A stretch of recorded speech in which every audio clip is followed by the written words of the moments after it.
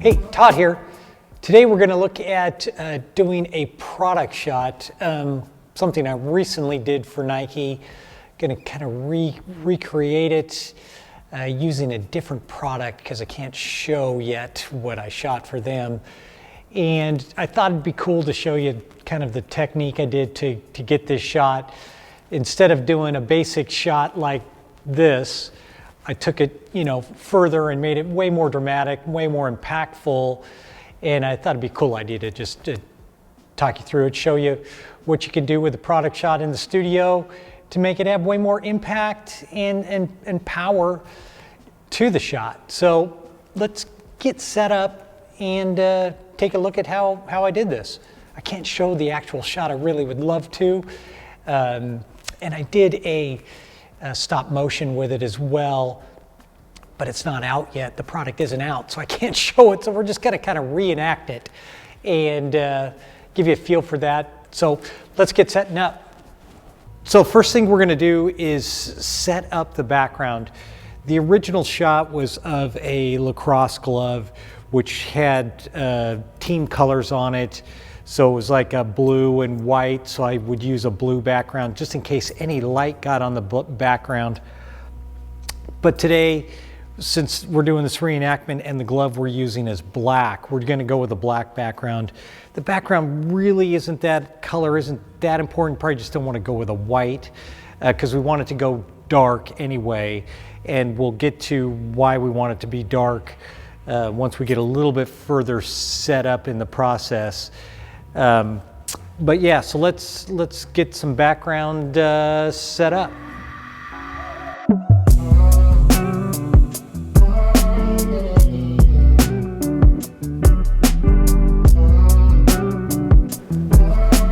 I forgot that I'd previously used this background and we'd painted it for another Nike product shot we were doing. So I got to roll it out quite a bit to get rid of all this. Don't want to ruin this, but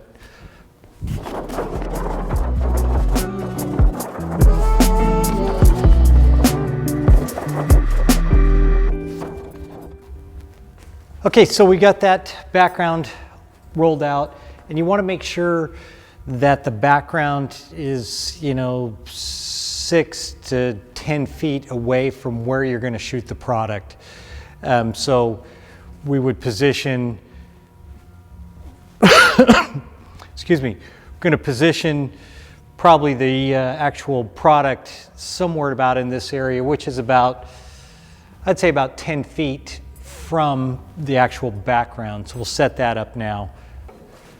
So this guy right here, a posing stand, which you want to have something if you're going to use, like we're going to have an arm in the shot like this. You want something that the person can rest their arm on and we can get back to the same position, and would give them a stool to sit on so they can do like this, and we could put sandbag like this that we can put to know where their arm is going to always rest into the same spot, which would be the back of the hand. So I always know they're going to come into that same spot. Just marks the spot where we want them to be.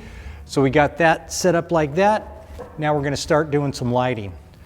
Okay, so we've got our main light, Profoto Pro head here on a boom, and we're going to use a standard reflector with a what's called a snoot right here. So it's going to really focus, control where I want the light to go. It's not going to be a lot of spill.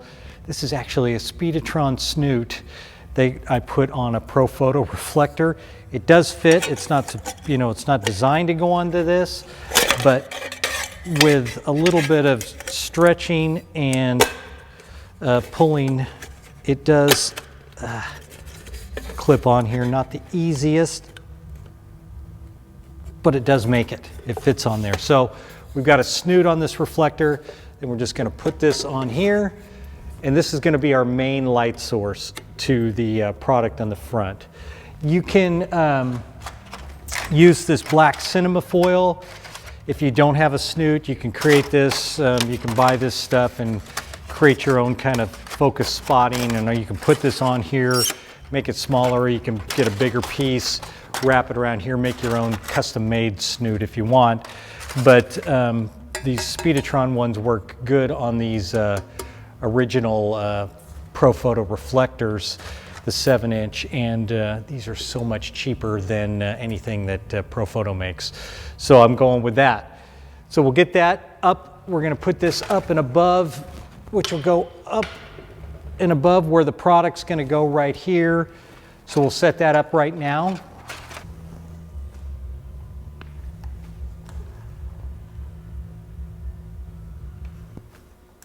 So just making some adjustments to the boom here, getting it in place, kind of roughly positioning it over where I think I'm going to want it to start with. So that'll be good there. Pull our cable nice and tight, and then we're good. So now we're going to power up our main head here, plug it in.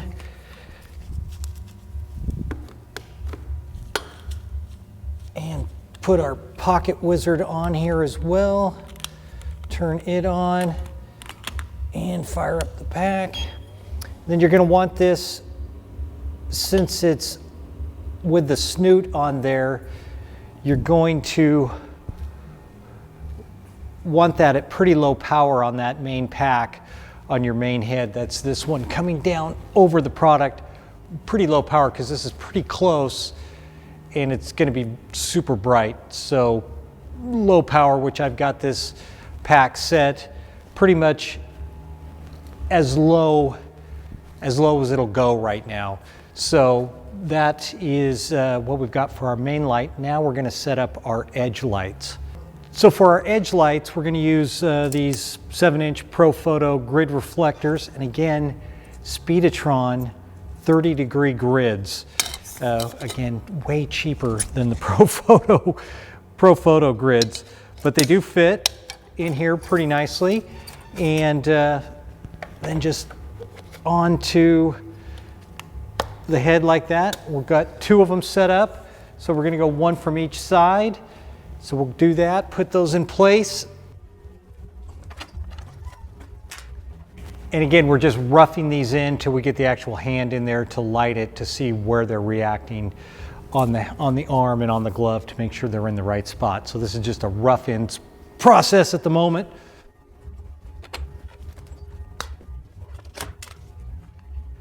So again, from back here, we're going to plug in our strobes. 1 on each side here, like so.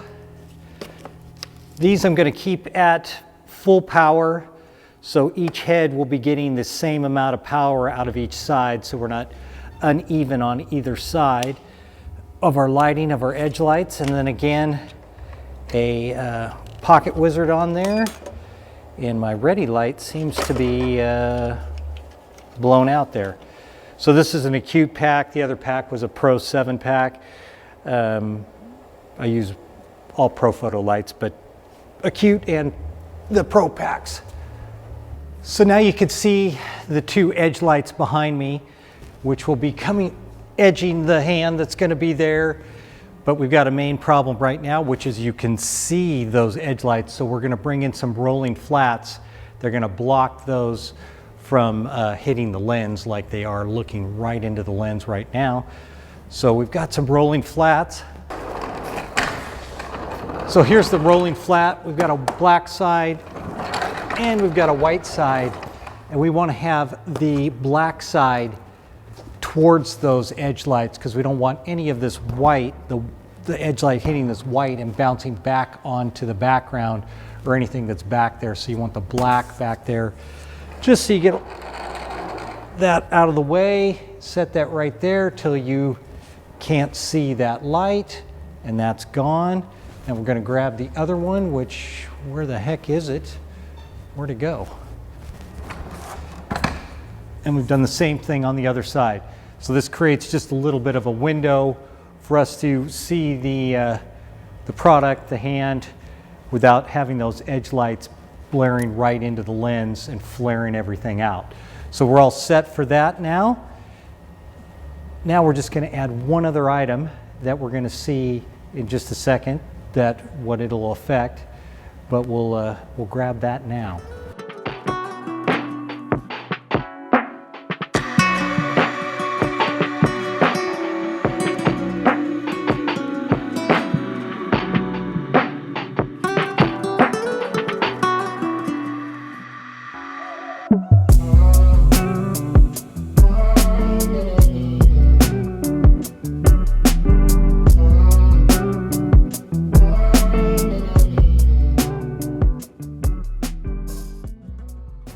So now that I've got the steamer all warming up in the background there, we're going to use that to add a little bit of smoke behind the product, the glove that we're shooting today.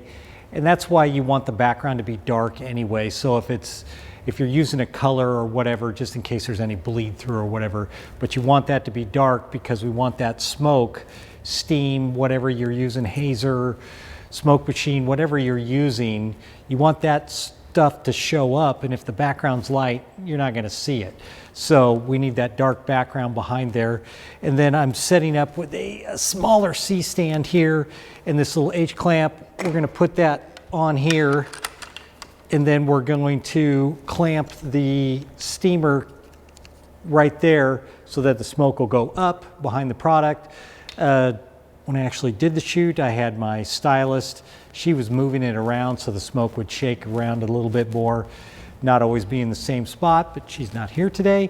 So I'm just gonna clamp it. My assistant isn't here either, so we're just gonna clamp it and put it in one spot for today. See how that looks, if it works, see how I like it. May need to mess around with this portion of it where the steam is once we start looking at how the product's looking on the computer over there. So, but we'll hook this up to put the steamer on this. So we'll just hook the steamer up, slide it into here. It's kind of a snug fit, but it makes it. And then we'll just kind of put this in an adjustment position where I think I want it to be coming up behind.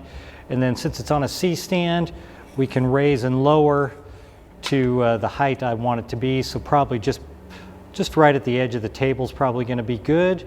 And then we can adjust how the spread is going to be once it starts coming up and how we start seeing it. And now we want to look kind of at our edge lights that are back here, which you can't see, but you want to get them at the same height and then figure out where you want that to come in to on the hand. And I can see one of mine is higher than the other, so I got to fix that. And you want your edge lights to be the same distance from your subject, your product or whatever it is. Make sure they're dialed in at the same, roughly, they don't have to be exact, but as close as you can to get them so you know that one isn't brighter than the other. But if you see something where you need one to be a little brighter than the other, then you just move one forward or back, or change the power settings on the pack to put more power to one side versus the other. So now we're going to put the glove on and see how our lighting is looking. So I've got the glove on now, getting my arm in position, and I can see already that my top light's looking pretty good. I might move it over just a touch, get a little more light on this side over here. Edge lights are looking really good, so I'm happy with that. So I'm just going to adjust my top light, just bring it over this way just a touch and tip it back a touch that way. And because I can always adjust my hand this way, front or back, to get the kind of rake I'm trying to achieve right here to give these things nice definition, which it looks like we're achieving that. So let's make an adjustment to that light.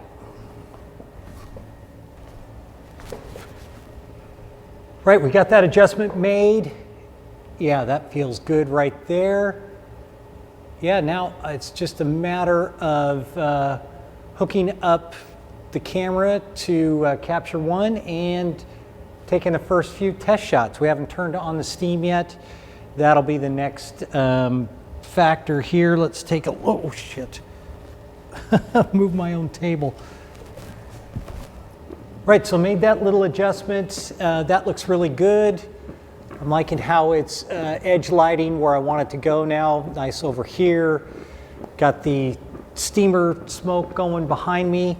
Now we just need to, and I can use my other hand to kind of disperse this a little bit to move it out, move it around a bit, make it look different.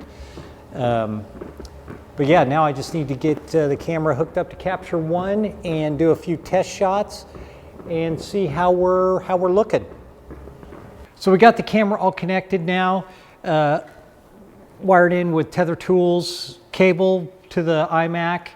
got the R5 70 to 200 millimeter lens on here, the Canon. And we got it set at like 150 millimeters, but that doesn't really matter. And got the PocketWizard on here, so we're all triggered, ready to go. So we're gonna start doing some testing, but the one thing I didn't add when we were setting this whole thing up was, when I did this originally, I had gels on the background edge lights. So I'm gonna put some red gels over those background lights right now, and then we'll start doing some testing. Just use a little gaffer tape to tape those gels over those grid edge lights. Simple as that. So now let's get into doing some test shots of this, see how it's looking.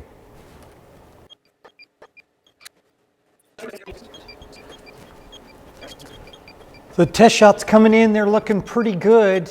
Liking what's happening there. The lighting on the glove looks great. Maybe a little more extreme here. See how I like that. Yeah, rock the hand. Get the hand in the right position. Spread the fingers. Yeah, that's looking good.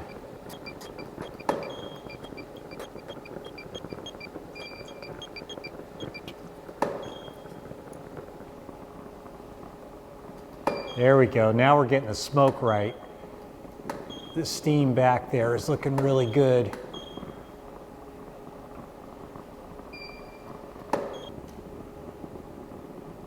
The hard part is getting that steam where you want it to go, and I'm having to move it around with my right hand while I'm doing this, keeping my left hand still. All right, so that was a lot harder than I thought it was going to be, doing it by myself without having the stylus moving the steam around and having a talent hold their hand. It was really difficult to have my hand in the right spot and work that steam. It was kind of like, you know, patting your head and rubbing your stomach at the same time. Oh my gosh, that was hard, but it was a lot of fun. So now let's take a look at the screen and see which one we like. So took a whole bunch of these shots here, kind of scroll through really quick, kind of find what I was looking for, what I was envisioning in my head for this. And I could, you know, the glove's not quite right in a bunch of these. The hand isn't turned right. That's the problem doing this, where I couldn't see. I'm not looking through the camera. I was kind of glancing over at the monitor. And I know I got one here towards, I think towards the very end.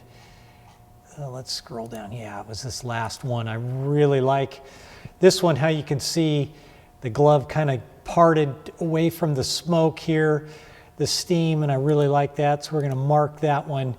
But this really looks good over on this left side over here like that. This is swirling really nice. And I think what I'm going to do is go back up to here, take this one, steal this smoke out of this shot, and drop it into this shot, and then put it together in Photoshop. Just cheat it a little bit. That's kind of sometimes what you have to do on this, shooting with this steam, to get it to be exactly where you want. Plus, I'm gonna have to retouch my nose out of the shot, which is right there. That's kind of funny looking. But anyway, the glove looks great here. And let's process these out into, so I can work with them in Photoshop. Just going to export these to the desktop. And all right, so I've got it open in Photoshop now. I've already done the retouching of adding some extra steam up here. And the original shot was a lacrosse glove, which was white and red. So it's really cool looking with the gel that kind of matched the color of the red on the product, which was really nice. But for the simulation, the black glove, the texture is really great on this, just like what I had before. You pick up all that little detail in the glove, which is super cool. I'm really happy with how this turned out, this little test, and yeah, it looks really good. yeah, so here's the final shot up on the screen. Hope you like it. Hope you like the little tutorial. If you learned something, if you got any questions, feel free to ask. I'll answer them if I know the answer. And yeah, it's just kind of a way to take a shot from being, a basic knockout shot on white, which, people need, and you need to do those type of shots. But for a client like Nike, where they're gonna use this probably for a bunch of things, social media as well, and just to get people excited about the product and make it look cool and tough and all that kind of stuff. It's nice to be able to do something a little more powerful than just a knockout shot with a white background. Yeah, so anyway, that's it for this time, and thanks for watching. I appreciate it. Subscribe if you want, and like it if you want. But again, I appreciate you watching, and until next time, I'm out.